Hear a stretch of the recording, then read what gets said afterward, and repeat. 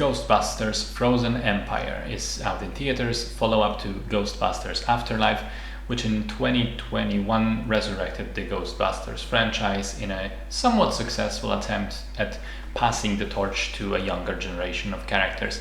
This one stars once again McKenna Grace, Paul Rudd, Carrie Coon, Finn Wolfhard, joined by Kumail Nanjiani, Patton Oswalt, and the old guard of Bill Murray, Dan Aykroyd, and Ernie Hudson.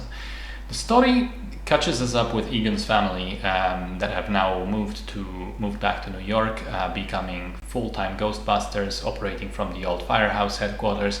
But as tensions in the family rise and Phoebe is ejected, is benched due to her young age, a new enemy lingers in the shadows, a ghost god that threatens to freeze the entire New York City should he get free.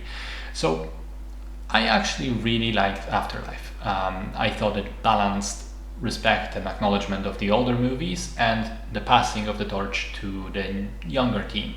It was a well-told story with cool characters, humor, and heart. So I'm very sad to say that now Frozen Empire is a soulless, joyless, corporate husk of a film with nothing good in it. First of all, it's unbelievably boring. It's nothing interesting happens in the film at all until the final act, and also it feels like 95% of the film consists of exposition, characters straight up just explaining some stuff to each other or to the audience. It's just unbearable after some point, and when it happened again during the goddamn climax, I was just done completely. The character dynamics are no longer interesting. There are seeds of some potentially good subplots here and there, but none of them are really explored too much because, again, we have to jump to the next exposition scene and then the next and then the next. There is a romance subplot which is atrocious, and the way it ties into the main plot with the villain's plan makes zero sense whatsoever. It defies logic and is just plain stupid. There's too many characters, half of whom feel completely unnecessary. There's no reason at all to have the old cast back again and play, with the exception of Bill Murray, surprisingly large roles. Well, no reason save for nostalgia bait, which the movie does in excess. It's like a festival of going, remember that thing from the old movie? Here it is. Remember that one? Here it is. Ad infinitum. Listen, you did it in Afterlife. It's fine. I was willing to forgive that, but it's inexcusable in the next film. This should be a fresh new start, not something so heavily tied into the baggage of old. I think the humor is largely unfunny. The action, what little of it is not great or exciting.